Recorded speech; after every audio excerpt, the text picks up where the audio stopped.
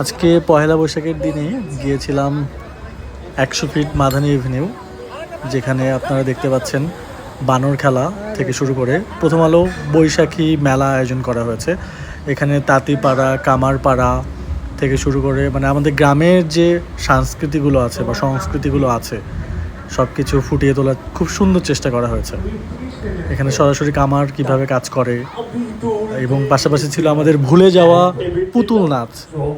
ছোট্টবেলা আমার মনে আছে একবার পুতুল নাচ দেখেছিলাম, এরপর আস্তে আস্তে টেলিভিশন চলে আসলো। আর বাচ্চাদের জন্য ছিল সব আয়োজন, বাচ্চাদের দেখে দেখে আঁকা, তারপর শেফ টেবিল কোর্ট সাইড যেটা, এখানে আয়োজনটা হচ্ছিল। এখানে এই যে কুমোর পাড়ায় সুন্দর সুন্দর কীভাবে পুতুল, সব মাটির পুতুল এখানে সাজিয়ে রাখা হয়েছে। তারপর হচ্ছে বই, এর পাশাপাশি ছিল সুন্দর বিনোদন, সাংস্কৃতিক বিনোদন, ঢাকঢোল পিটিয়ে একদম দারুণ আয়োজন।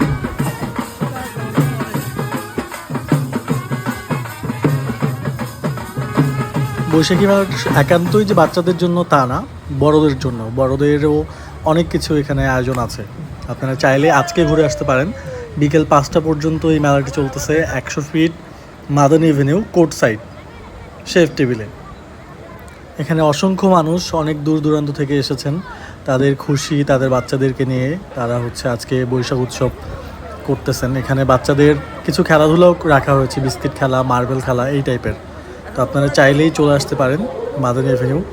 এবং পাশাপাশি ছোটোদের লুডো খেলা এবং এটাকে কি বলে 16 গুটির যে খেলাটা, সেটাও আয়োজন করা হয়েছে, আপনারা চাইলেই সেটা পারবেন।